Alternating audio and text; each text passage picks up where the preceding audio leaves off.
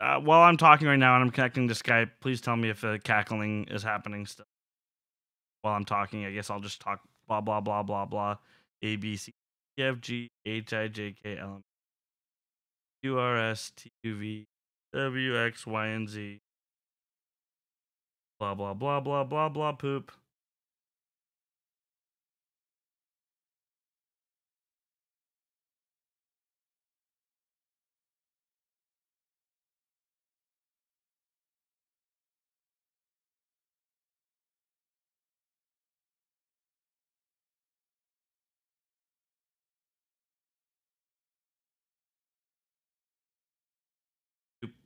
Boop boop boop boop boop. Skype's still starting up. This is insane.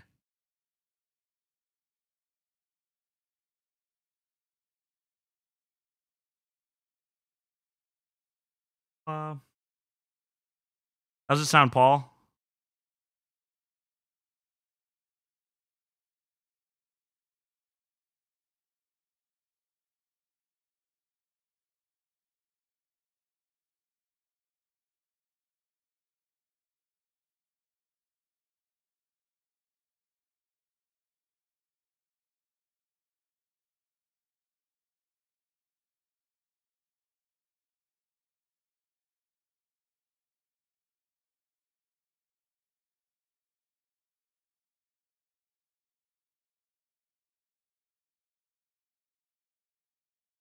Okay, I'm gonna assume that the crackle problem solved. Crackle, crackle, crackle. I'm gonna keep talking still anyway, just in case while waiting for the start. La la la da da da da da da da ba ba da boo ba da boop da ba da ba da ba da ba da ba ba ba ba. Paul, just tell me if it crackles at all. Paul, just tell me if it crackles. Just Skype is just spinning hourglass. Absolutely insane. Really frustrating, actually. Yeah, no snap or pop. Dad jokes. Testing, testing, testing. I'm just talking while I'm waiting for Skype to open. It's just so insane. No crackle, no crackle, no crackle, crackle. I think I'm gonna restart it at this point. Wow, 24 minutes of their time was just wasted because God, so frustrating for me. No, I hit a wall on my rewatch of Curb Your Enthusiasm.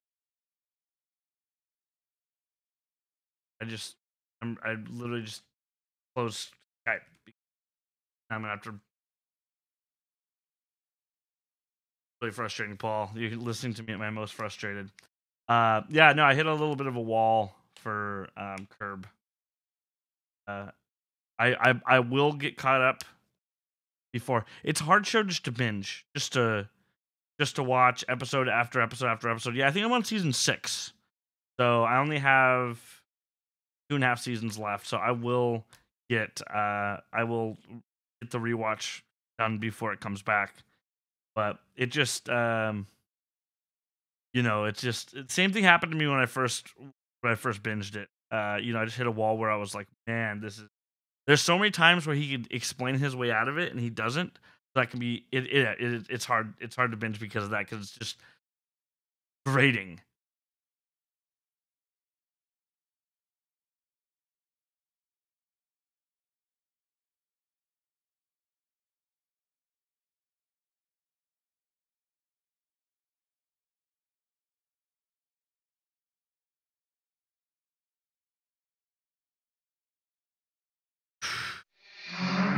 Oh, there now it works. All right, looks like I'm about to connect with them, and they're probably gonna be. I would be. They've been on the call this whole time.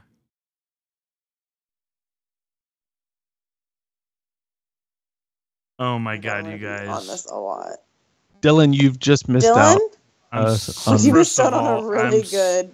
I'm so sorry. First of all, okay. half hour of your guys' time was just wasted on this. But I've been doing the ABCs this whole time while I'm waiting for Skype to load up, which has been about 10 minutes. And I've been in the chat with Paul, and he said that it hasn't made the crackle at all. So I've just been sitting here going, ba ba ba ba ba testing. So, well, we've been sitting here on Backpage, so I've been schooling Gina to the modern prostitution game on Backpage. Oh, okay. What's Backpage? Oh, Dylan. Should we talk about this or maybe after the show? Yeah, this is a. Maybe I should have given you guys a couple more minutes. I think it sounds like. I think I might need a while to process this. Let's get started. We'll talk later, John. If it cackles, if it crackles, it can tell me. I do have my old microphone that I can set up, so there is another solution that I can mess with. I just don't want to use that one because. Anyway. Got it. Okay, and so I would say because we lost a lot of time, like I'm not trying to cut us short, but like if we kept it closer to an hour, it wouldn't hurt my feelings just because I got some other stuff I got to do. Got it, John. We will give less great content to our listeners. That's exactly what I was hoping that's your for, point. Dylan. That was your point. That's my point. Yeah. Welcome to the Deuce Drop. I'm Dylan Shuck. I'm John Booker. And I'm Gina Murtalo. In this podcast, we're reviewing the third episode of the first season of the HBO original series, The Deuce. And big shout out to our Patreon supporters. If you want to be a supporter of the show, you can go to patreon.com/watch and talk. And big shout out to our premium supporters, Chiquita, June, and Kaka. And we have a new sponsor. So big shout out to Russ. I don't know if Russ listens to this show. I know he listens to another one. But if you listen to this one, let me know, Russ. Shout out to you. John Booker, you're back from Nashville. I am back in the saddle. Back in the studio.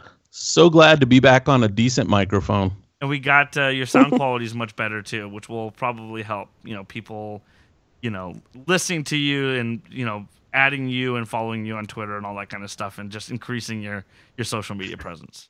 Well, let's see if it actually improves the content which I have to offer tonight. Yeah, just the pure sound quality fans will be knocking at your door. That's right. And if it Audiophiles. If you don't get a big increase because of the sound quality on your social media, then boy, do I have another solution for you, John.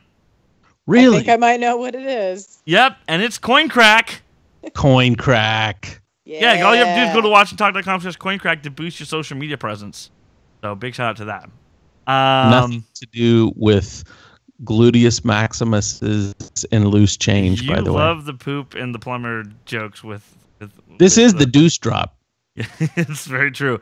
And speaking of which, people what they want. This is the Deuce Drop. And as always, as a heads up, the show has extremely mature and graphic content, and we'd be doing a disservice to listeners by not willing to speak frankly. So here's your warning: we will be speaking frankly and perhaps even repeating lines from the show. So not safe for work. All right. Have we gotten any complaints on that? No, not yet. But I have said that that alert before the episodes. Oh, good. All right. So, couple things. So the show has already, after the second episode aired, was signed for a second season. So that was very quick. Nice. That was really quick. I don't remember that happening very often with HBO. Yeah, not that quickly. Although, until Vinyl came, John from Cincinnati and Treme were the only shows that didn't go past their first season, right? Yeah, they just didn't announce it this quickly, it seems, though. Yes, so it seems like the numbers were very steady. And obviously the show isn't massively expensive to produce. I'm sure it's more expensive than it looks like, but or that you'd think, because they're also not a Westworld or a Game of Thrones right. scale. Yeah.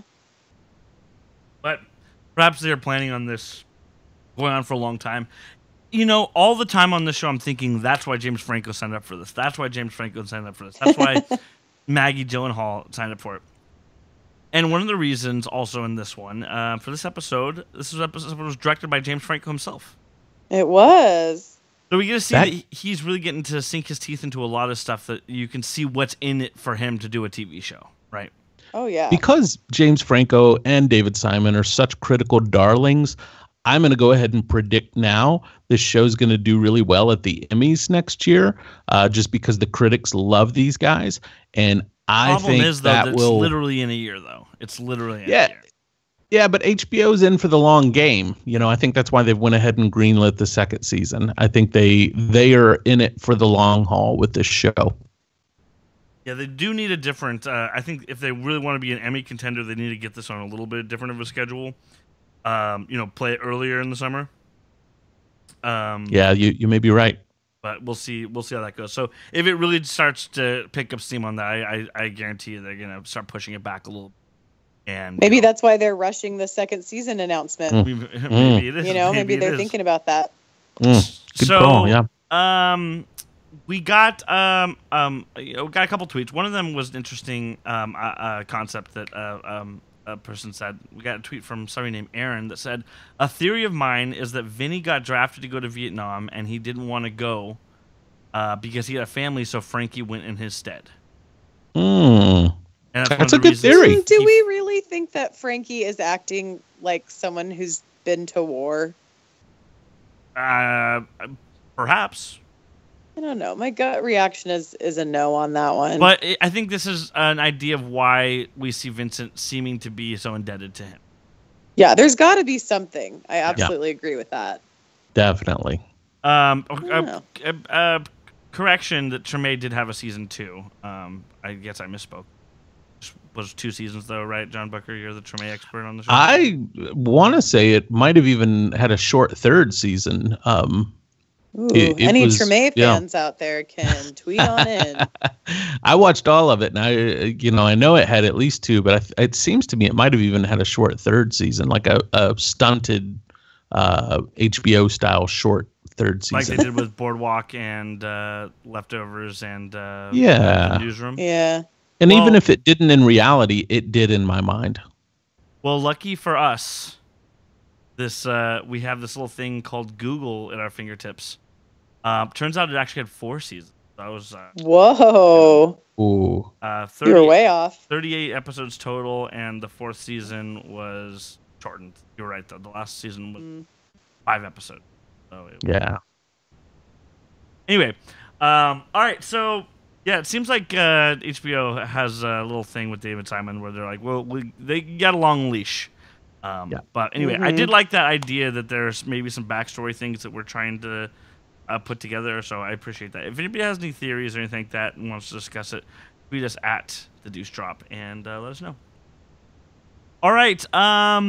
Let's. Also, we do stream these episodes live on YouTube 95% of the time.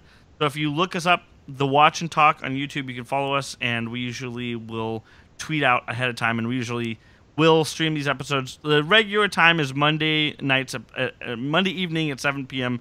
Pacific Standard Time. So if you want to go in there, and we usually have it scheduled, and you can join the chat. So if we ever refer to somebody in the chat, like we just did with Paul, that's because they are in the chat and adding to the conversation. All right, so let's get into this episode. It's called Show and Prove. No, it's not. It's called The Principle is All. I didn't update one of the frames on my notes. The Principle just is all. making sure we're awake out here.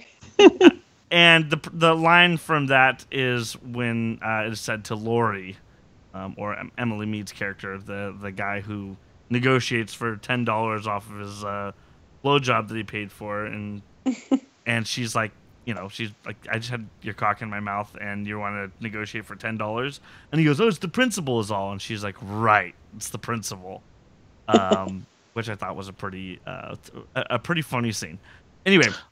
Before you move on there, our own Gina here has some thoughts about the economics of this situation. She's done a bit of research on dollar for dollar amounts because rightly so, it piqued her ears that the amounts being charged didn't sound like that inflation had correctly, translated those amounts. So Gina, enlighten us about $40, what it bought then, what it buys now. Help us. $30 to be $30. Yeah. Yeah, $30 is like $200 modern day.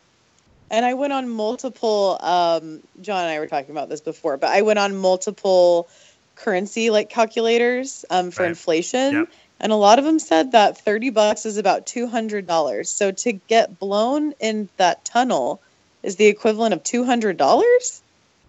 And I don't know what modern prices are, but does that sound right? It does sound right to me. It does. I Wow, would push back on that. I think that is that sounds high to me, I'm not I don't know. Maybe in like a Mexican strip club, maybe it'd be less expensive than that. But of course I'm going to say this, but it's true. I have no experience with prostitution, but I don't know. I guess it was a really grungy area, so I guess that's what's. But I think there was, this is also 50, almost 50 years ago. What actual year is this exact year? This is 1970s. I think it's supposed to be 72, isn't 72. It? Like 72, 73. Which but I don't know. I'm gonna say that's high, and the only thing that would justify those prices, I think, are if supply and demand. That supply was so low and demand was so high that it caused a spike in the costs. But I think a simple Google search, as you mentioned, the power of Google, would enlighten you to that. That does not seem to be the going rate for such services. Well, they also do want to make it seem like it's a small amount on the show. No, I'm saying it sounds like it's too high. No, but I think the show wants to portray it as they're not making a ton of money, because she said you're gonna complain about this for $10. $10 is $60 modern day. Right. So a lot of money. So yeah. So if they didn't want us to think, that they wanted him to seem like a scumbag arguing for a measly amount. So that's something they purposely wanted it to seem like. So I guess they're regardless. I don't think they're trying to represent it like it's $200. I think they're probably trying to represent it more like it's closer to half that amount, if anything. Because $40 to the watcher of the show now seems low. So they're not exactly. I feel like if she was like, if this was nowadays, it would probably be like, it seemed like she was representing it like it was like $25. Right. Or even 10. The details and all the rest of the show are so spot on that the pizza slices are spot on. 30 cents for a pizza is like $2 modern day. It's just odd. I think prostitution, it costs more than you guys think. Well, Dylan, all the prostitutes listening, tweet us.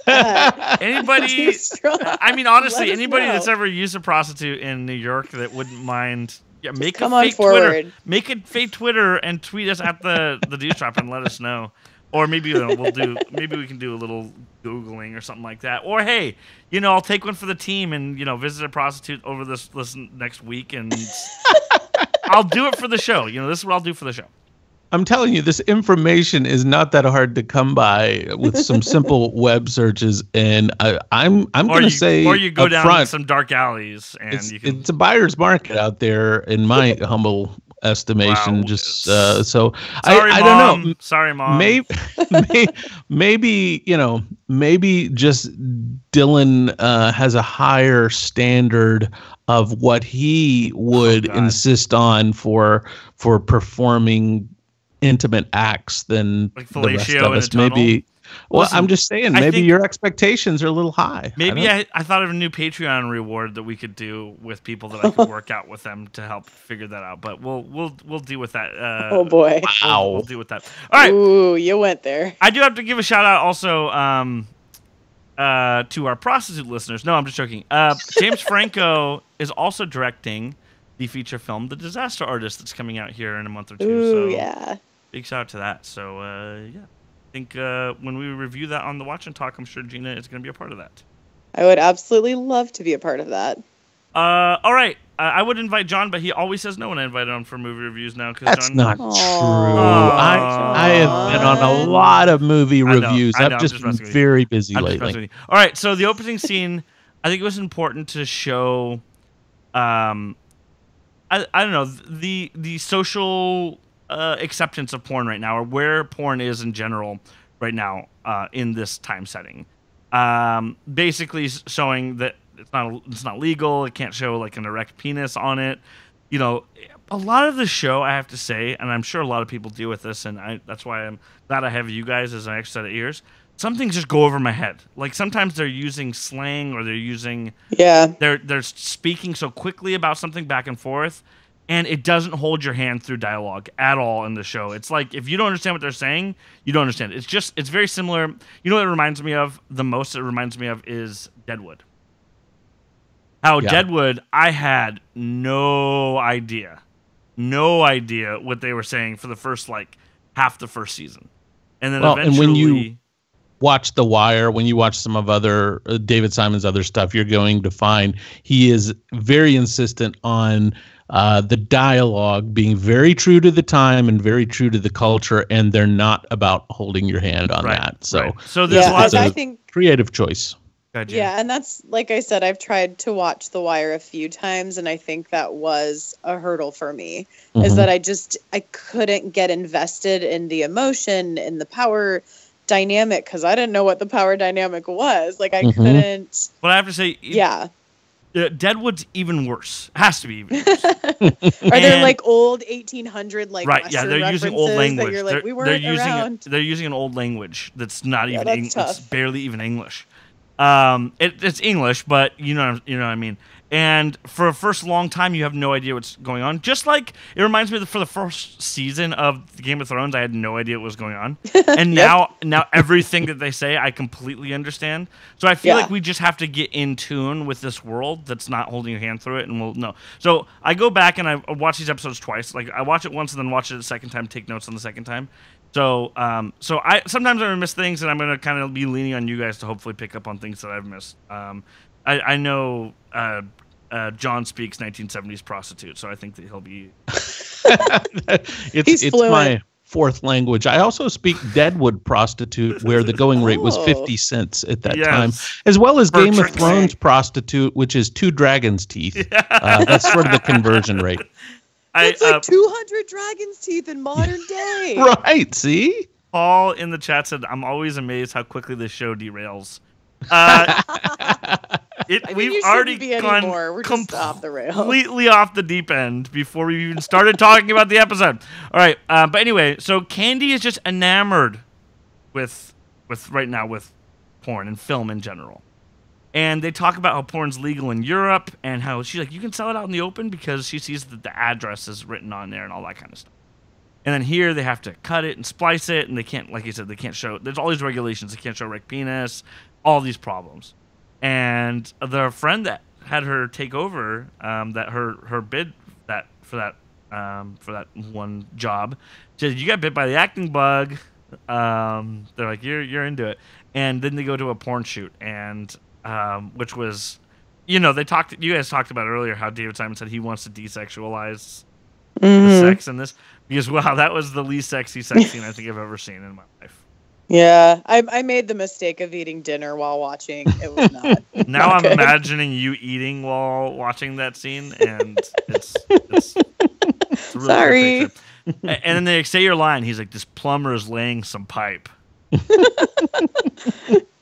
I love how I just love how much they were like, yeah, it's really bad acting in this. But the director of it, of the porn, is David Krumholtz, and he's not looking great these days. But apparently, I know a reason why. Yeah, he had thyroid cancer. I should probably say, I didn't know that. I didn't know that, and then I read it recently. I was like, oh. And apparently he's lost a bunch of weight, like recently. Yeah. Apparently he's lost, he might look a little different. 60 pounds. So if he is on the next season, I think he's going to look a little. Back like his, good for him. Looking back like his 10 Things I Hate About You days. That's where I recognize him from. Yeah. All right. So, So after the oh, by the way, he is. Tell me if I misunderstood.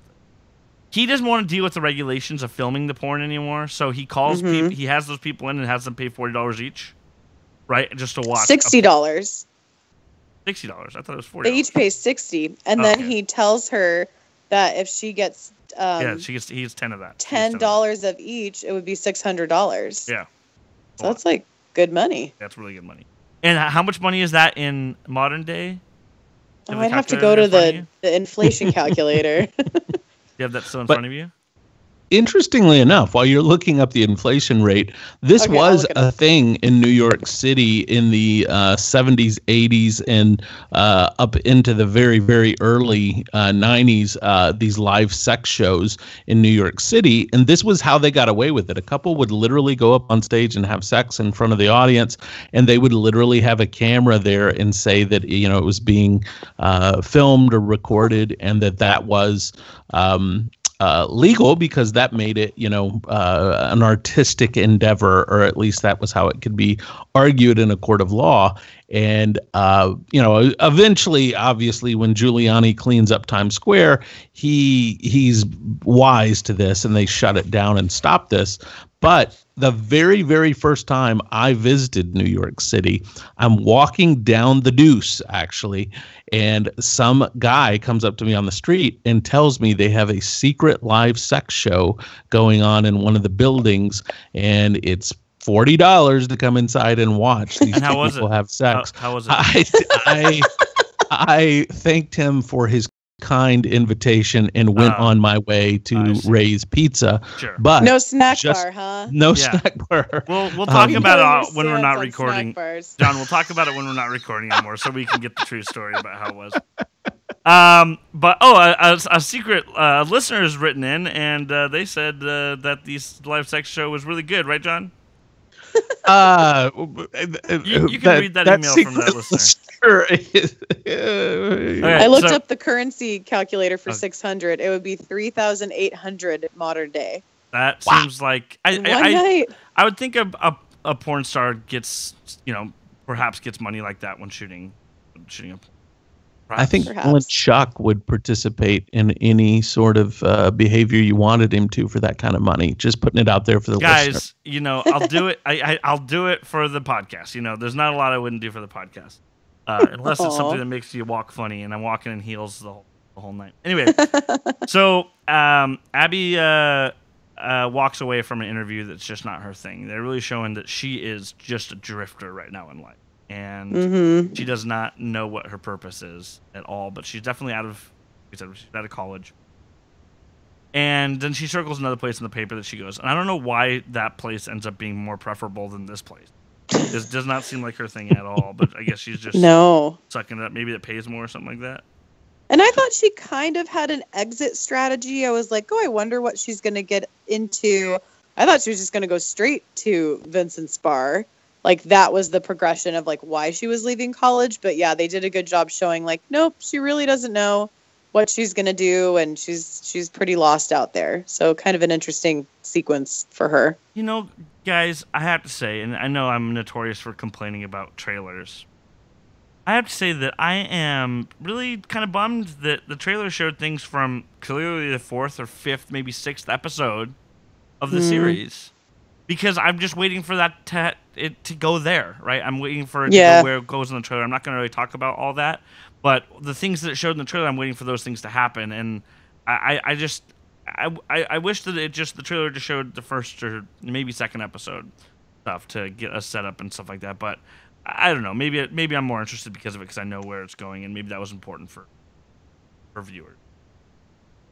We see a little bit from the quote-unquote anthropologist, which seems like a lady that's writing a book about prostitutes. And she has to pay $40 for a hooker's time to talk to her, which may be worth it, but I think that would be expensive, especially because that's, $200 in... Yeah. That's I feel like that's a lot. That's a lot of money. She's on something big. She's a journalist for a newspaper, right? I believe. So I wonder. She might have a budget for bribing people. For bribes, yeah, probably. And she talks to her with complete anonymity. Broody is already one of my favorite characters. So good, so good. He's going to see a lawyer, and I need help with this, with what this is happening. But I'm gonna throw it out there what I understood and see if this is correct from your guys' understanding. So first of all, I love the attorney-client privilege scene, even though as an audience we've seen that a million times and we knew exactly where that was going, and it was silly to see him not know. But this is a different time, and he hasn't seen all the movies that we have, so that's fair. But he's talking about. Catch me around. Is he either bribing the mayor over the zones that we see the police chief later say to cops, this is a no arrest zone right now? You know, and that's exactly what's happening. And just to give you a little more context there, this is also a wink to the viewers of The Wire, because there's an entire season of The Wire dedicated to the corruption of a mayor that decides to actually zone part of the city as a drug zone that the drug dealers can deal drugs freely and openly, and they call it Little Amsterdam. So Simon has already explored this, and it was very much talked about with The Wire. He's explored this idea of zoning, politicians corruptly zoning off the city for certain illegal activities as a way of trying to deal with crime.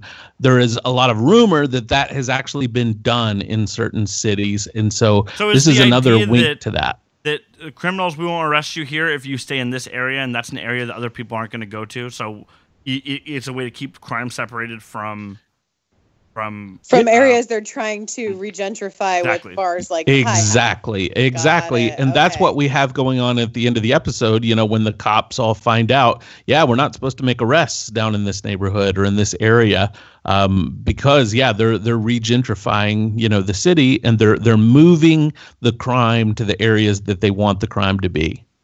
So does Rudy want the crime away from where the hi-hat is from the new because he's the one. Remember when they were on the walk and he's like, "Oh, you can't come down here and see a movie," right. He's saying how run down it is, but there's so much opportunity for business. So that's why he seemed upset that they were playing they were playing soul music or whatever, and he seemed to be irritated there were prostitutes in the bar. He didn't seem to probably because he's probably trying to clean it up a little bit. Okay. Yeah, that's a good point. So, so a guy named Phil, Irish guy, comes in and starts freaking out about the vending machines. Well, I kind of skipped the scene too when they were demoing the wall to prep the bar. They did a lot of work pretty quickly, by the way.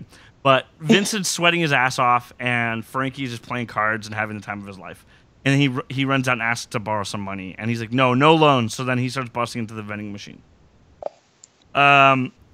I don't know why. Vincent's quite the enabler, I have to say. Yes, he is. Really an enabler. Just let him ruin all the machines to get the coins out. Doesn't he know that Rudy said he has the vending machines in there that Rudy's trying to make money off of? But That's what I was thinking too, but I guess that other guy is as well. Yeah, I guess Rudy has a deal with that guy or whatever. But I don't. At least from Vincent's perspective, these are Rudy's machines. Yeah. So I don't know why he's not stopping him from doing machines. Also, not to be a stickler, but it's kind of cheesy that he just pops that with a crowbar and it just starts raining coins on every single machine. Just pop this, and just starts raining coins. Okay, whatever. Anyway, so guy comes in freaking out the vending machines, which I don't understand how he even found out about. But maybe some of the people that were playing poker with Frankie went and told him or something like that. And Frankie then just says, "Oh, this machine," and then starts destroying all of them. And the guy's like, "You have no idea who you're fucking with." And Paul, I think his name's Paul, the existing bartender, just has the look of fear on his face, like, no, you don't want to do this. He keeps going no, don't do that. Don't do that. Don't do that. Yeah, you can tell he knows these guys and what they're capable of, and obviously Frankie doesn't care. So Frankie comes out of this unscathed, completely unscathed. Yeah. And so I think that, that's something that obviously the Paul is not going to forget. He's going to be like, wow, this guy stood up to them, and I was terrified of them, and he got away with it. So I think that you're going to see Frankie. I'm assuming Paul's going to have a little more respect for Frankie, or at least, I don't know, fear or respect for the balls that the guy has.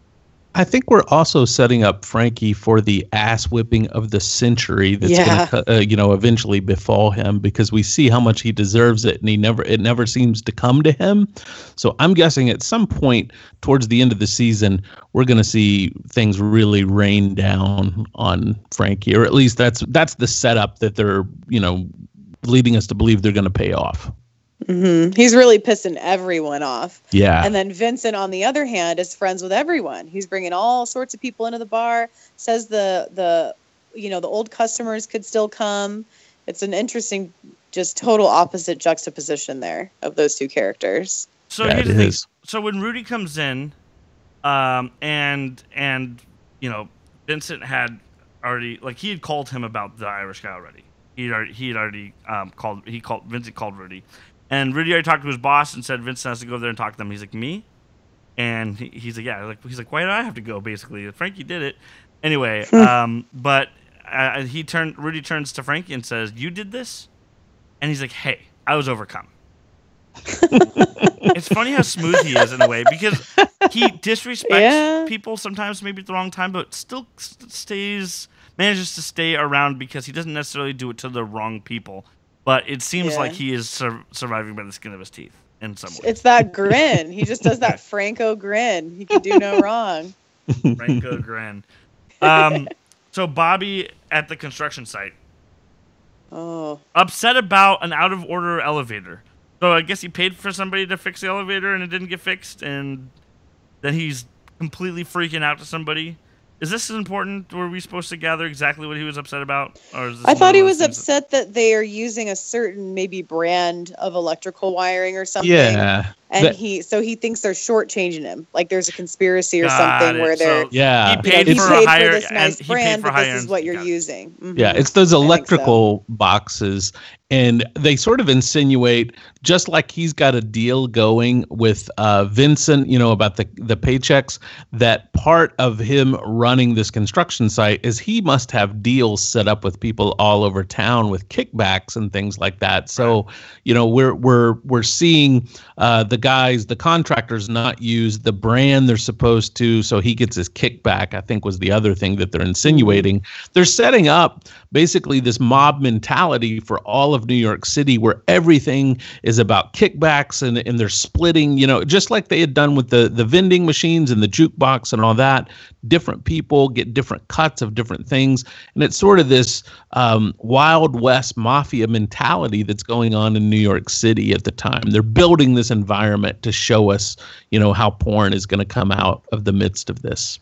And they're really diversifying those mobsters. They're in construction. They're in vending machines. They're in bars. Yep. They're everywhere. Yeah. They're in more areas than the Watch and Talk podcast network is in different TV shows. Right? Shout out to those podcasts. You can go to the watchandtalk.com/podcasts to see the different ones we do. So never turn down a shameless plug. So remind me, now Bobby is related to Vincent and Frankie. Is either brother or brother-in-law? Brother-in-law. He's married to their sister. Got it. So that's it. That's it. Got it. So Bobby sees one of his employees complaining about Vietnam to other employees. And he brings it up to talk to him about it, and he's basically like, "Can you just shut up? You're stressing people out." And basically gives a "Don't kneel during the national anthem. This is American" speech to him. And the kid's willing to quit over it. And he's like, "I don't want you to quit." He's like, "Can you just keep your mouth shut? Yeah, can you just please keep your mouth shut?" He's like, "All right." And he's like, "All right, well, can you take this out?" And the guy doesn't know how to lift very well, it seems like he should have been training him on how to lift things. But anyway, also we see these signs of Bobby that something's wrong with his heart. Something's wrong with his he holds his shoulder a little earlier in the scene. Right. And right then, that's always like the tall tale sign in a movie or TV when a heart attack's coming. It's the same thing every single time. And you see them getting a little sweaty and being like, "Woo," feeling a little dizzy or something. Then he has apparently it's seemingly a massive heart attack. So talk about Candy at the bar with her kid and her mom. First of all, pretty gross that the kid's playing with the army men on his pizza. I thought so too. That was weird. Yeah, I would be like, "Hey, don't do that." But so she says to him when he's like, "I can't get this one to stand up," and she's like, "This one isn't meant to sit down. It's supposed to lie down." And then the mom's like, "Some people got to make a living on their back sometimes." Harsh. She just gets those jabs in there, that mom. She's sneaky about it. Just sorry I can't help myself. Sometimes. But she says she might be getting something else. This episode is a a candy-centric episode. It's a weird thing to say, candy-centric episode. You know, it's important to show she's being really pushed into, like, I need to get out of this lifestyle. Repeatedly in this episode, and we'll talk about that as we go. But she's very driven, inspired by it, and she's like, maybe I'll be a filmmaker. But basically, not saying, "Hey, I'm going to do porn," which I don't think her mom would appreciate more. But it shows why she's not trying to be an actress, why she's trying to be behind the camera. Mm-hmm. So she's looking at herself as she's fancied herself as a little bit of a pimp in that way, if that makes sense. All right, let's talk about Big Mike. Big Mike. I like Big Mike. Me too. They wanted us to not like him. I like this character. Immediately? No, yeah, immediately I was afraid. I don't know. First two interactions were negative, and they were trying to... Yeah, but intriguing. I was like, there's more to this guy. Mm-hmm. Sure. And I almost felt like he's not... I don't know. I felt like it... Like, I don't think he's a bad guy. Yeah, we don't think either by the end of the episode. He's got some mental issues, maybe, where he's given the stank eye. But perhaps he has PTSD from the war. That's what I think. And I honestly felt that pretty immediately. So right off the bat, we see him looking at porn magazines through a window. And some guys offer some drugs. I just have a soft spot for him. You're like, oh. Sorry, yeah. Oh, God bless him. I don't know why. Some guy comes up and offers him some drugs, and God, the scene was, in my opinion, the weirdest scene the show has had so far. It just shows him, like, I guess he took some of the drugs, which it doesn't specify, perhaps. Maybe it did, and it was using slang that I didn't understand. And then he, like, has the dealer in a weird headlock, but he's not doing it hard enough to choke the guy. Because the guys can speak, and that was a weird scene. Yeah, it was a weird scene. I did not like that scene. I'm not sure what they were going for there, but yeah, it was odd. Came off as really cheesy and weird. It seemed like it was on a different show. And he's like staring off into space while he's doing it too. So he's troubled. No, I understand all that, but you can show troubled without. Yeah. Anyway, but yeah, that was just a weird scene. But anyway, that's fine. Not the end of the world. So Frankie just has two girls that he brings with him to the bar, and I love how he's like, don't worry about those two. Those guys are, two people I got working for me or whatever. And one of them's clearly his twin brother.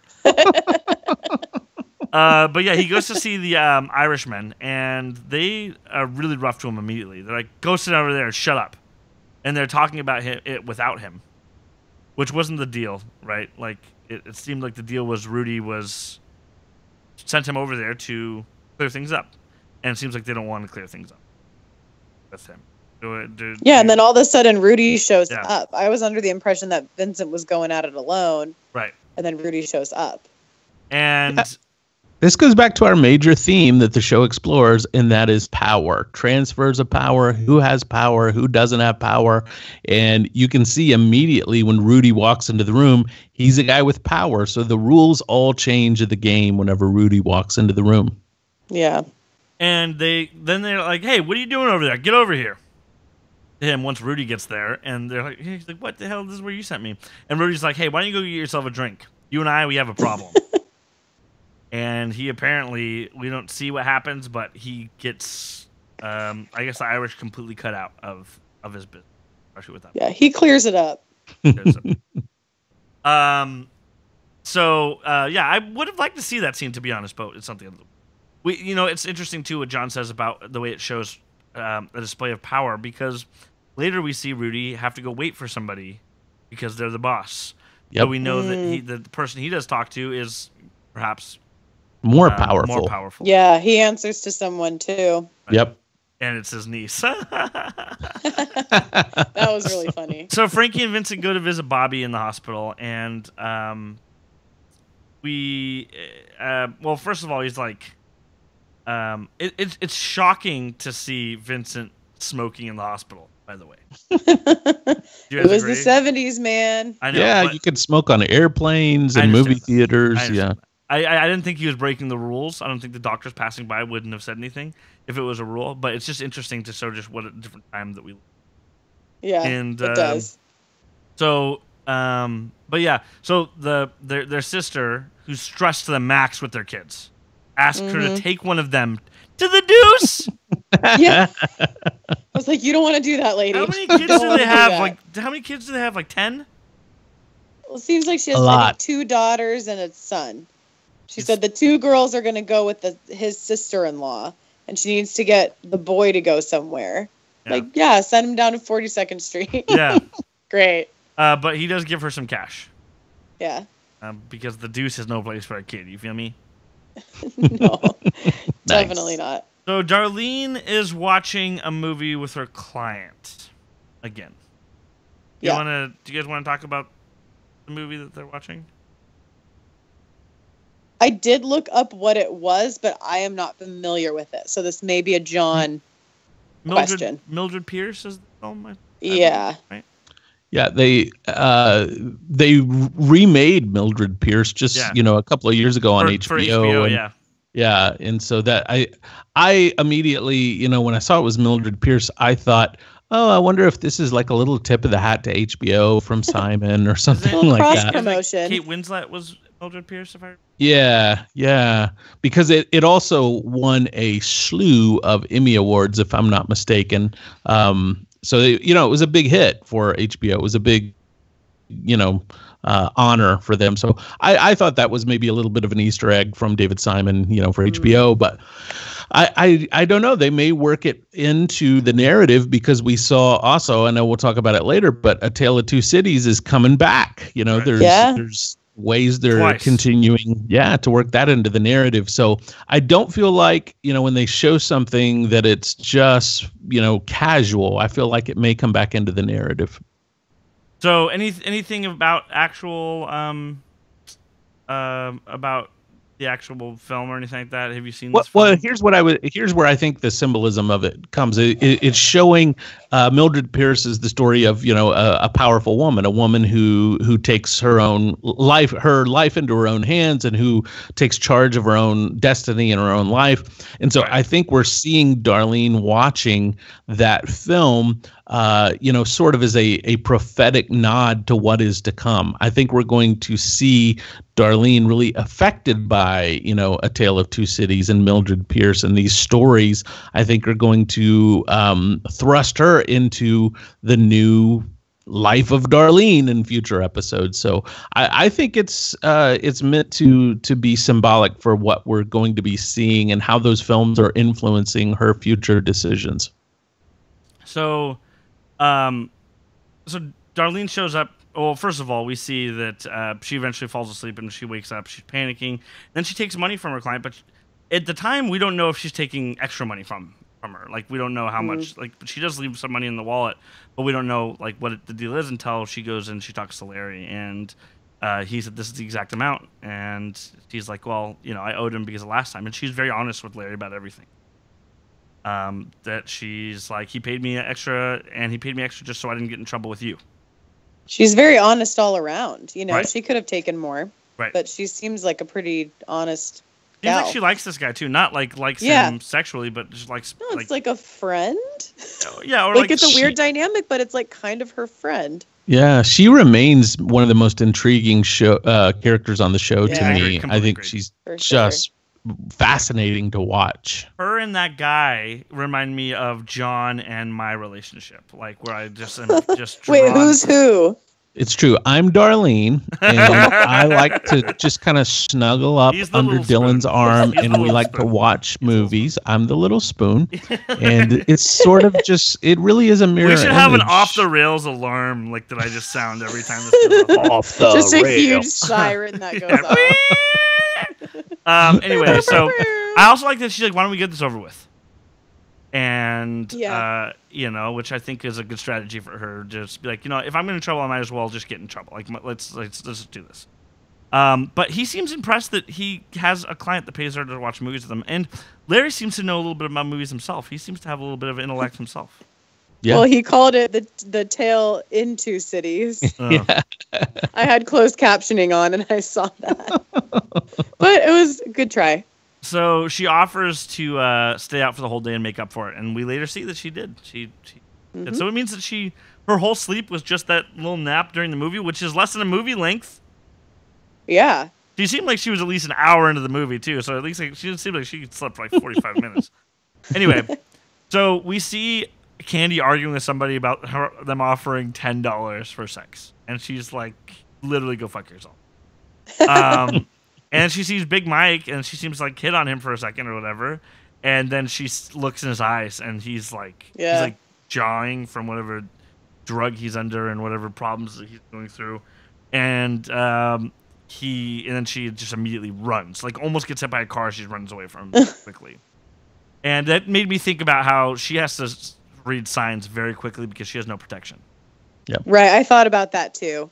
Like any other girl, the pimp would step in or see that this guy's got a crazy look in his eye. She just has to like get the fuck out. Just read the signs quick, yeah. So here's the thing: is I think John and I read the language of this very well. That they presented him as some sort of villain or ominous character. For the first two scenes that we see, I guess he's choking out a drug dealer and he's yacked out on drugs. And then in this scene, he seems to be, it seemed to me like he was going to chase her. Yeah. So I got a bad vibe from him. And she seemed afraid of him, and I think we were supposed to be afraid of him too. Yeah, I think that, So it took my rewatch of this, to be honest, before I really came around on him completely altogether. So anyway, we'll talk about that too. So Harvey Wasserman, he's the porn producer, and he meets with Candy at a diner. And he's like, "Hey, you're the first girl to offer to buy me lunch." And so he doesn't film because there's just too many regulations right now. He has to cut it out, snip. He gets raided by the police too much, so he's just done with it. So he just charges people for live sex, like we said. So, and he just throughout the conversation, he just wants her as talent. Right, that's what he's interested in. Yeah. And I think you can see her feel like that's kind of the role she's in now. Like people aren't seeing her for the more that she has to offer. Yeah. And they kind of bring it home there too when he's just offering her quote unquote on camera roles. I also don't think, to be fair, I don't think she sells herself as beneficial at this conversation. Yeah, I mean, she doesn't really know. She's coming in wanting to learn. Right. So she's not selling herself because she knows that she doesn't really know a lot about it. She needs to have a look. This is what's in it for you. Yeah. And I think she relied on her charm to get that. And her charm, it worked, but it didn't work for what she wanted it to, right? He's the guy is sexually attracted to her. I think she has a curiosity about her that she knows there's something here for her, but I think she's trying to figure it out too. Just like we're trying to figure that out. She's trying to figure it out and figure out where is sort of the entry point. What's the long-term strategy for me in this? And so I think, she's used to running her own show, being so confident. Right. And I think we're seeing her vulnerability and stepping into a new arena of her own future and life. What she needs is an internship for a porn director. Those are up on 44th Street, before you get down there. Yeah. I was going to say, she says to her mom, she's like, maybe I work on the camera, the lighting. I don't know. And she's paying attention to all of it, so she's trying to learn what it is. So she hasn't to explore yet developed a way to say, hey, this is how I can help you. But she did make an impact on him. She had a great line that said, hey, he's like, hey, it's legal in Europe, and I'm sure, it'll be illegal here soon enough. And he's like, how do you know? She goes, it's America, right? When do we ever leave $1 for the other guy to pick up? This is I know, that's a good line. But yeah. And did you see at the end when he basically tells her no, she's like holding back tears? Yeah. She's upset. Maggie Gyllenhaal's so good in that way, where it's the most subtle look or just a little bit of like tears welling up, and it's just you feel what she's feeling. You see that she's disappointed. Her arc is probably the one I'm most interested in. Yeah. Her character arc, as we see it, seems like she's, James Franco is main character A and she's main character B. Or I should say, James Franco is main character A, B, and she's main character C. I just have to think, I was thinking this, and by the way, I completely see them as two different characters. And I do have to say, and this is completely off the subject of Maggie Gyllenhaal's character because I still have something to say, but before I forget, there isn't a way to identify them between each other except their actions. Mm-hmm. So I'm always figuring out pretty early on the scene who's who just by how they're talking and what they're saying. It's very interesting how they think that they're confident enough in their ability to tell the story. Yeah. Without hitting you over the head with it. Yeah. And it's very interesting that I don't feel confused, and it's not, spelling it out for me who it is every single time. Who's who. Yeah. Each time. They easily could have done this with having one of them have a mustache and one of them not. Like I said earlier, but they are challenging themselves. Yeah. Yeah. And it's good. It's seamless. You're right. I'm already I know who they are right away. I'm not having to think about it. Or it's a lot of times overt. I don't know before they talk, though, right? I don't know. Frankie's got like a squint to him. Like his eyes are always almost fully shut. And then Vincent's are a little, like, it's facial expressions too. It's those, like, and Vincent's always expressions. working, and Frankie is always doing leisure. Exactly. I'm saying for the most part, though, if they were standing on a curb together, I don't know who they are until they start talking. Right. But there's a lot of little nuanced things that you can tell a lot of thought was put into, so that it is so seamless for us to know who's who. It's good. Well done. And I can see why James Franco wanted to bite his teeth in this. He's also getting directing experience, which obviously is something he's interested in getting into. Yep. So yeah. He's like Candy. Yes, exactly. They're like, yeah, we want you for the show, and he's like, but I want to be behind the camera. And they're like, all right, fine, you can be behind the camera also. And he's like, all right. I could do lights or like cameras or I don't know. Let me figure it out. I'll do something. So he's impressed by her, but he doesn't want to. He doesn't want to cut in on another partner, especially with him not being sold the benefit of it, really. But she maybe she will, but she did make an impression on him regardless. I don't think it's the last we've seen of him. Abby quits a telemarketing job after getting yelled at because she called somebody who ended up being dead, and she's like, I'm out of this. And she storms out in her heels, loudly clanking like freaking horse hooves. And she did meet a guy there, though, that she flirted with or was flirting with her. Like immediately. Yeah, immediately. I found that interesting. And I find it interesting that she doesn't go there so overtly with Vincent. But there's still definitely an attraction there. I feel like the professor that she hooked up with, this guy, it just seems so quick and instantaneous to, go all the way. And it seems like she's kind of not doing that with Vincent, and I find that really interesting. I think there's a time and a place for everything, and when she needs it or wants it, she goes for it. And at the point, in this episode, she needed money, right? Yeah. I'm curious to see, because I think she is really still being unpacked as a character. I don't have a great sense for what drives her and exactly who she is yet, and I feel like that's somewhat intentional. Yeah, that's a good point. That's a good point. But I don't think that they fully revealed to us what she's all about just yet. I think she's kind of a slow burn, for us to get into. I completely agree. As opposed to starting off early with characters like Candy and Vincent. Yeah, and they're slowly working other characters in as we go. It's also interesting that Lawrence Gilliard Jr.'s character. Yeah. Help me out with his name right now. I'm blanking on it. His name on the show? Yeah. Ames Officer. Yeah, I'm blanking on it as well. Oh, we're awful right now, but don't worry. It's Officer Alston. Just don't worry. There you go.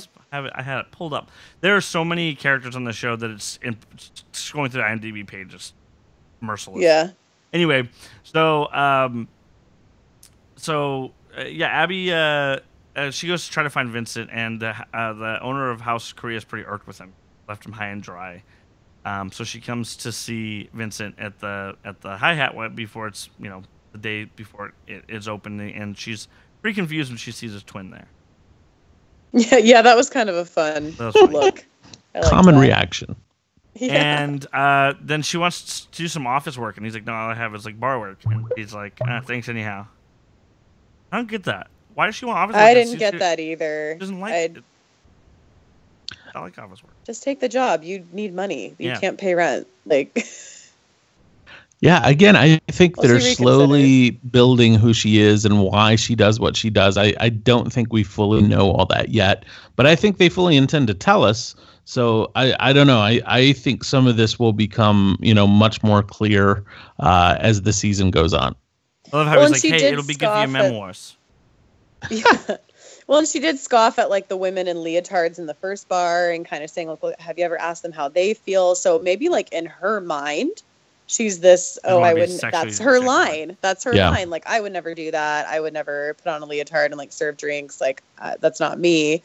And then I think she walks out and does think like, well, I can't pay rent. And, what's the worst that could happen? So she goes back in. So, so Rudy has to go see some sort of boss. I didn't really pick exactly who he is. Yeah. A mob boss. Yeah. Yes, a mob boss. Is that all we have about him at this point? Yeah, I think he's got a niece. I think we just know he is in the hierarchy of things. He's somebody that even Rudy has to answer to. So I think that's what's important right now. Interesting to see the guard is reading The Godfather. Yeah. And this is the year The Godfather came out, I believe. I think so. 1972. So it's probably a movie in the theater right now. And this guy's reading the book, probably trying to get caught up on it. Girl comes out. It says, did the guard say somebody's blowing him? Yeah. Yes. Guard comes out and he's like, you have a good time in there? And he's like, it's my niece. He's like, you fucks. We're planning a surprise birthday. Yeah, you fucks always jump into conclusion. And he's like, hey, my apologies. Right. And then they seem to have some sort of assassination plan. I'm misunderstanding because this didn't really seem to come all together. But I was thinking perhaps it had to do with the Irish people. But they were talking about a gun and you have to drop the gun in the bag and something like that. Some situation like that. Yeah, I think that, again, they're alluding to something. They're planting a seed that we're going to see come up out of the earth and bloom into a gorgeous flower in the next episode. Beautiful metaphor, John. Thank you. That was really well done. That was a metaphor? I thought he actually meant that a flower was going to be growing there. So it's a show about gardening now. So then the police captain, for lack of a better term, tells the other cops from the Deuce that there's some no-rest zones around the Deuce. And it seems to weigh on Alston. But Officer Flanagan's like, I don't give a shit. What food are we getting? That's all he cares exactly. about. Yeah, he's like, we'll go get to the kebab house, but if I have to go take a dump like last time, then we're finding one with a better toilet. Remember that? How gross that toilet was or something like that? Ugh, yeah, they're really working to make you grossed out by that guy. I think we're also seeing established that Alston is going to be the character that is not one to just look the other way. And so if there is going to be anybody that uncovers corruption and that, is standing for, moral high ground, I think it's going to be Alston. So I think Alston, we've seen how he is buddies with a lot of the people on the Deuce at this point, but I think there very well could become conflict between him and the others on the Deuce if, there begins to become a problem, if he becomes aware of prostitution going on or the pornography he's aware of the prostitution, but if pornography becomes a thing on the Deuce, I think he may be the character that tries to put the kibosh on it and not look the other way. Can I say I don't understand why pornography is legal and prostitution is not? Pornography is not legal? No, right? Not hardcore. I'm saying in real life. Now, here. In this time.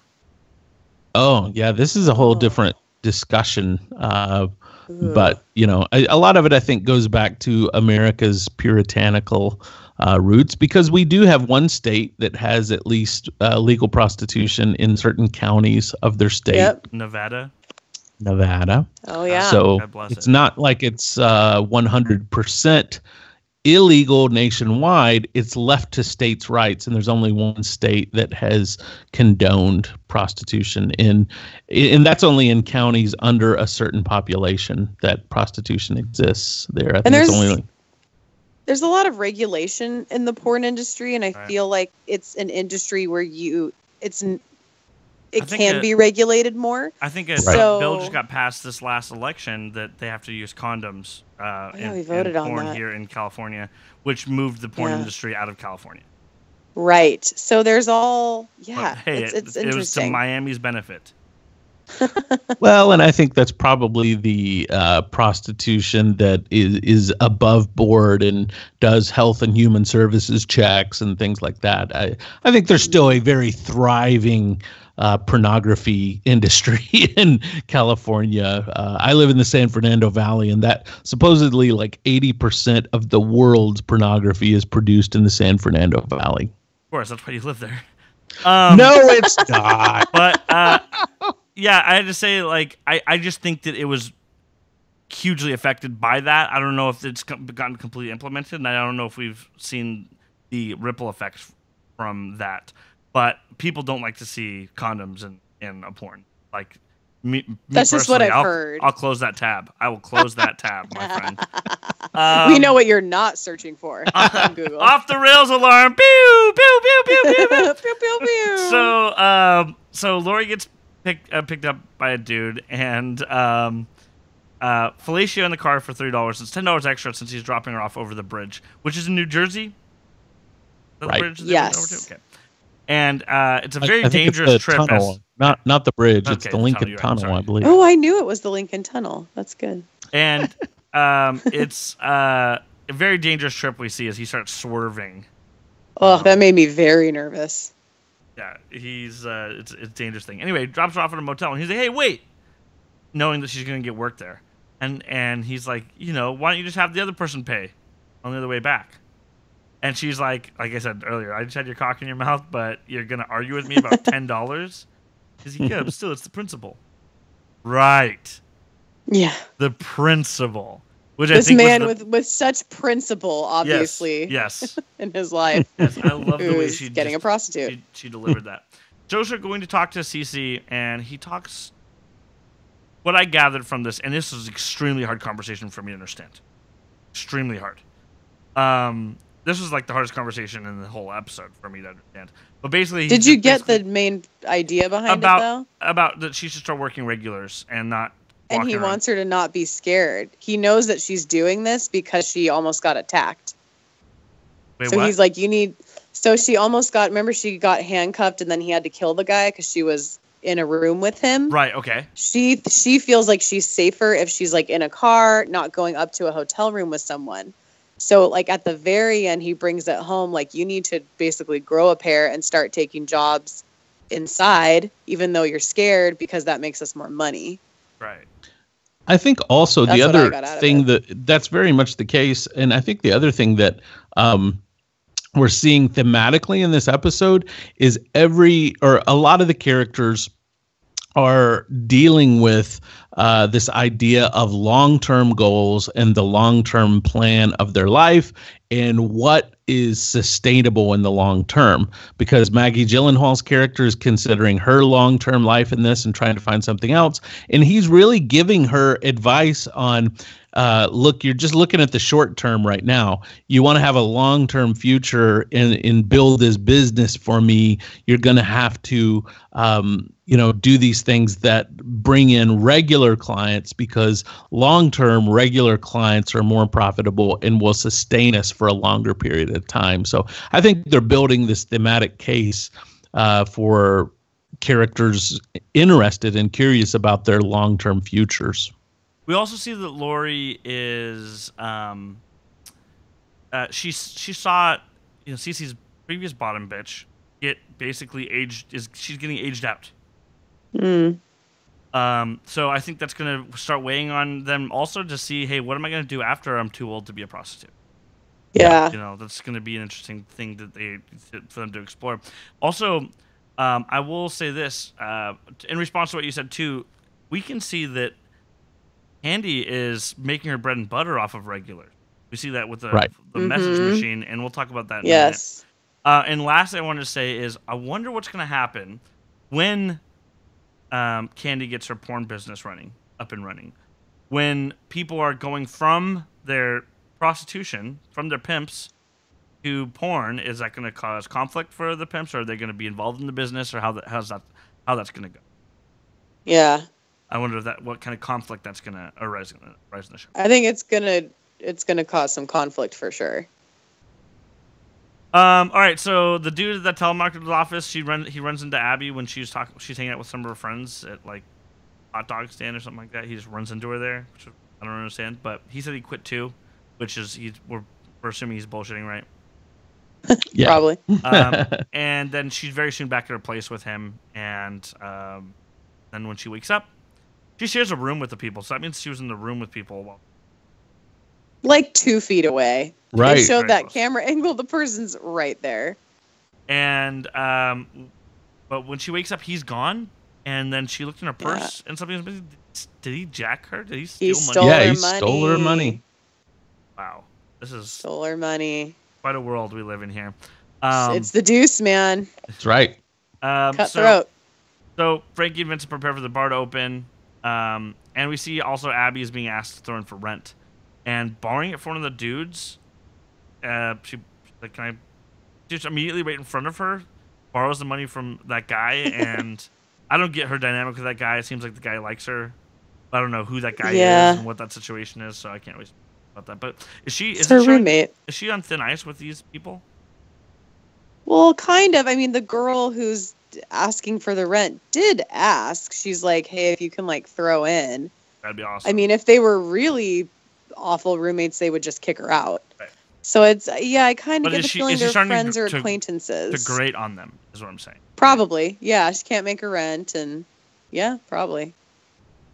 So Candy is pretty burnt out. She has a ton of messages, and they were pretty unclassy messages, if you ask me, on her Yeah. answering machine. For instance, some guy saying, "Hey, I got a bad case of the clap, and I'm on penicillin, and I'm not saying it's from you, but just in case I gave it to you." And it's funny, there's just no reaction from her, Yeah. none whatsoever. And then a guy on the street, one of Candy's regulars, asking if we find out from her response that he asked if they can do anal. And She's just she like, goes, "You don't have enough no. money." She's like, "You don't have enough money to give." And he's like, "Why?" And she's like, "First of all, nobody likes having a dick. Nobody." He's like, you don't walk straight afterward. And she's like, "And I have to walk in heels the whole night. So you'd have to pay for all of the money that I'm not going to be making because Yeah. of it." And I he's like how straight up she is. She is not trying to sell the fantasy at all. Yeah. She's like, "No, we don't like it." Next and question. he's like, "Some people like it," and she's like, "No, nobody likes Nope. it." And she's like, "What do you mean?" He's like, he's like, "You can't speak for all women." She's like, "Yes, I can. Nobody likes it. Trust me." And then there's a stabbing that happens right behind them. Ooh. So I love that the show is showing constant pressure of her growing motivations to be part of the next. Yeah. Vincent's bar opens, and it's the who's who of the Deuce characters. It Show up. is. It's the great reunion. Yeah, Rodney, Cece, Rudy shows up, and he seems to not be super happy with the way things are going, but we'll see how that pans out, or if that ends up, echoing down somewhere. I love when Vincent says to Frankie, he's like, "You look like you just blew the Pillsbury Doughboy," because he has some blow on his nose. That And was then a good line. he has a bump too. So it's Oh, not sure like he Vincent, his nose is clean. Shows Big Mike come in and order a bourbon. It's always interesting to me on movies and TV when people go to a bar and they're just like, "Yeah, I'll just get a bourbon," like not say the brand that they want. Which one? Yeah, right. Like, I don't know. It's always interesting because I always say it, but sometimes I guess the drink I see people least picky about is vodka. People get vodka. Yeah. tonic. Well, people will just assume you get the well. Yeah. Yeah. I drink vodka tonics. I've never been like, "Can I have a Spudka and tonic?" Or Yeah. a-" Yeah. Grey But Goose with and whiskey, I tonic, always like- specify what kind it is. I'm like, Yeah. Well, you're a classy guy. yeah. What can I say? I'm not trying to drink, no early times and ginger beer or something like that. Anyway, so You're listening to Drinking with Dylan Shuck. We'll be right back after these off messages. the rails. Pew pew pew pew pew. So the Irish guy comes back and he's upset about his machines. He got iced out. Between the whatever deal was made out, he got assed out completely. And he's like, "Rudy took them. It's not my concern." And then when he draws the gun on Vincent, seems like he had a plan to come in there and kill Vince. Oh, he sure did. Big Mike drops him and slides his gun down the bar, which is so weird how he just grabs it and just boom, slides it down. They're like, what? Oh, what the I hell? loved it. That was a cool scene, actually. That was a cool really moment. Scene. I loved it. Vincent runs after him to thank him and offers to get him another drink. And it looks like he has new security. Big Mike is definitely going to be a part of the hi-hats. Yeah, because he says see you Bouncer, tomorrow for at 9. sure. Did you guys? Did was it me or did they not say the name of the hi-hat almost the whole episode? I don't think I heard they anybody didn't, say it. and at the very You towards saw the the end sign, they yeah. showed it. Right. Yeah, they they didn't showed really it. say For me, Yeah. I was like, they haven't said the bar name. They haven't said the bar name. And then once they walked out, I was like, oh, okay, there we are. Now I see it's hi-hat. There it is. Yeah, it was a bit of a reveal. Yeah. So Darlene did the extra work, and Larry is pleased, and they go get drinks at the hi. Abby is working so hard in this bar and this night that I wonder what they would have done without her. It makes Would have waited a long curious. time for drinks. So I love the dude asking if they had Grateful Dead on the jukebox. And that's the white even know what it pimp was. that only has one girl, right? Right, Yeah, yeah. That guy, right? I don't know too much about him. Interesting cat. He talked Yes. about his. Anyway, Vincent doesn't even know who Grateful Dead is, by the way. Frankie is plastered on the pool table, and I love how and he's like, "Dude, get off the pool table," and he's like, "My dick is bigger," and he's like, "You wish, old man." So it's funny I that know. Vincent is always checking him, but he never takes it too seriously. No, it's good twin banter. Yeah, he seems to enjoy his company, which I don't necessarily enjoy Frankie as a character. I enjoy him as a character, but I wouldn't want to be friends with him. No. Vincent is more likely somebody I would want to hang. That's not John Booker, though. John Booker's more of a Frankie cat. I'll take both. Arr, down boy. So Darlene starts reading, and because she immediately takes that opportunity to, hey, I have downtime, I want to read my book. And Abby goes up and starts talking with her about the book. And Abby's pretty educated on it, and Darlene struggles to keep up, but is interested in the conversation. She's really into it. And seems like she wants to get into this, this, I don't know, this social circle. Yeah, of this. and kind of the more like educated book learning Right. set. Like Abby's very much, obviously got into college and knows that literary world. So I liked that interaction a lot. They hit it between off, those and two it seemed. characters. Did we get that they even seem to hit it off? Really? They do. The look he's giving her while the two of them are talking Larry seems says to insinuate there's something else going on there. Yeah, Well, Larry- he's not happy. I don't think he likes Darlene branching out or getting smart I think to him that's a bit of a loss of control there. And I don't think he's liking that. So Vincent's saying bye to Abby and invites her to get breakfast at Leon's. And she's like, can I take a rain check? And he goes, no, but I could give you one. And then there's like an awkward pause. And he's like, it didn't really make sense, did it? And she's like, nope. And he walks away. That felt real. I liked that. And we see that while he's walking away, they're picking up trash. They're starting the day. And he's right next to a post office. And then that's credits roll. There you go. A night on the Deuce. A night on So the Deuce. how are you guys doing with the show? I'm really loving it, but I know a lot of people are having some mixed reactions with, it's just not captured them yet. I'm completely in. How are you guys doing with it? So shout out to Shakita in the chat. She tweeted me and said that she watched like first half of the first episode and capture her attention. Which Shakita, I don't understand why you wouldn't be able to get through an episode, but it's funny that she's still here in the chat listening to us talking about it. A regardless true of her- fan. Yeah. What's up, Shakita? But I'm completely I don't want to say completely, but I am definitely excited about the show. I've enjoyed it a lot. It is, I don't know, shows like this can be kind of exhausting to podcast because it is so much can go over my head, and I feel such an obligation to not miss anything. So in that extent, this is not an easy show to podcast about. Yeah. There's way easier shows to podcast about than this. But I have Gina Martalo here, and I have John Booker here, so I feel like as long as people will excuse when things slip through my cracks, and then you guys are Your able to coin fix them. cracks. I was about to turn that into a plug, but anyway, what do you think, Gina? Well, I mean, I'm definitely enjoying it. But I can sympathize with people who find it a bit challenging because it is that slow burn feel. And I'm definitely coming off of certain shows that have aired that are a very fast burn, an explosive burn. And so, you do have to kind of reframe how you're taking in the show and sit with it and really pay attention. And it's not going to be this like crazy in your face overt thing.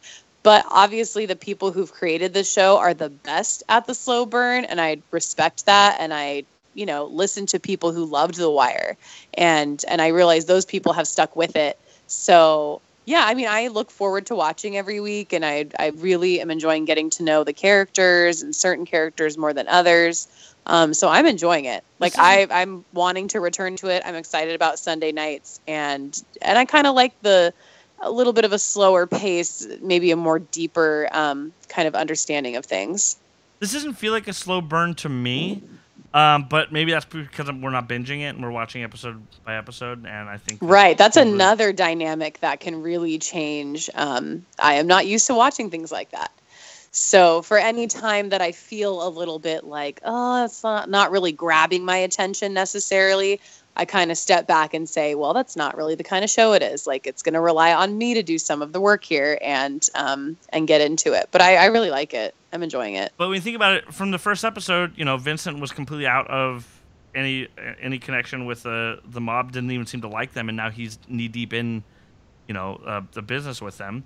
Think about Candy. Right. She was, a career prostitute, and she's already trying to get out of the business within the third episode. So yeah, it's moving along. It is. Yeah. And I think that things are speeding up with Frankie. I think it's going to come to a head maybe this season. I don't even see Frankie surviving this series. I don't think I see him surviving for a long time. It would be interesting to kill off. I've never seen, we've never seen a character get killed off but the actor's still around. And right. I could see them be like, that the end game could be that Frankie is more of a motivational factor for Vincent as a character as we move along, and he doesn't survive forever on the show. Maybe he doesn't even survive the first season. Who knows? With HBO, all bets are off. Well, and David Simon is pretty open to killing off characters. He, throughout his other shows, significant characters die all the time. So he's not, that doesn't faze him one bit. So I'm guessing we will see some deaths on the Deuce. But not on the Deuce drop. Not on the Deuce drop. I hope not. Hope not. If you guys do want a character on the Deuce drop killed off, tweet us in at Deuce drop. And God. Make it Dylan. Make it Dylan. Person you want killed off on it. Anything you also want to add, John? Are you ready to wrap it up? Let's wrap it up. I think it's a show I can't wait for Sunday night again to see it. Where's a place that people can follow you on the internet? People can follow me on Twitter at John, JOHNKBUCHER, or at my website, tellingabetterstory.com. Gina, have you been doing with social media so far? You've been enjoying pretty good. Usually after these air, I get like 3 follow requests or whatever, so it's great. Is it interesting having strangers tweeting at you on Twitter? Yeah, I mean, I haven't had that many, so I certainly welcome some more fan interactions if anyone would like to. I have a good amount of followers, but yeah, you're welcome to tweet me and I'll answer back and what's your Twitter handle? Have some fun with it. It's at Gina Murtalo. Somebody tweeted you today that I saw, and their name is Antifa, and they said, "I don't even care that you don't use Twitter. I just had to follow you because you're a fellow murderino." Yeah. Oh my God, that's awesome. So that we're everywhere. What's a murderino? I didn't get that reference. All right. So that podcast that I mentioned last week that does like true crime stuff. That with the 2 comedians. Fans of the show are referred to as murderinos, and it's actually one of the most popular podcasts out there. And so you run into people all the time that kind of get your vibe and like the same things, and it's this really cool community of podcast listeners and mostly awesome women. This person put you into a group called Nifty Podcasters /podcasts. All Look right, at I need you, to go Gina. check it out. You made it Thank big you time. for the update, Dylan. Clearly I'm not checking it enough. Listen, guys, I tried to get her to get Twitter on her phone, and she's out of space. She has. I mean, it's no, I little still buttons. haven't downloaded the app. Yeah. So I figured you hadn't seen that message yet, so I figured we'll give you the No. weekly updates, guys, on what people have tweeted Gina Mertolo. For me, you can Yeah. follow me at Shuckster. That's SCHUCKSDR. Obviously, Antifa wasn't interested in that. They were only interested in following Gina Mertolo. But you can also listen to a movie review podcast, which is called The Watch and Talk. This last week, we just reviewed Kingsman, The Golden Circle, and next week we're going to be reviewing American Made, the new Tom Cruise flick, which I am actually, for some reason, really excited for. It looks like an interesting movie to me. But yeah, we do non-spoiler reviews at the beginning of these, so if you haven't seen the movie, you can still listen in. And we do fun top 5 lists. I think our top 5 this upcoming week will be our top 5 Tom Cruise movies. So Ooh, can I call in for that? Your top 5 Tom Cruise movies? I have a weird, like, I love Tom Cruise movies. Not so much the more recent ones, but yeah, I've got some suggestions. We'll talk. Okay, we'll talk. We'll watch and talk. You can find that at thewatchandtalk.com. For the show, you can follow us at The Deuce Drop. You can go to our website, thedeucedrop.com, email us at thedeucedrop@gmail.com, or go to our Facebook at facebook.com/thewatchandtalk. And that's it. I'm Dylan Shuck. I'm John Booker. And I'm Gina Mertolo. And we'll see you next week. All right, bros and brodettes. Sorry we went a little long John, but Long John. No, it's Long John. all Long John good. Silver. All good. I will we'll do it same time next week, except a half hour earlier because it won't be have the same issues. Oh, And yeah. there was no sign of the crackle happening. Nope. It's No all sign good. of the crackle. Okay. The Kraken was You've gone. vanquished him. Well done. All right. Well, much love to you both. I've got to run, but All right, much guys. love to you both. And shout out to the people in the chat. Thank you guys for listening in. Hope you guys have a Yeah, good night. thank you. Thanks, everybody. Bye. Bye, y'all. Bye.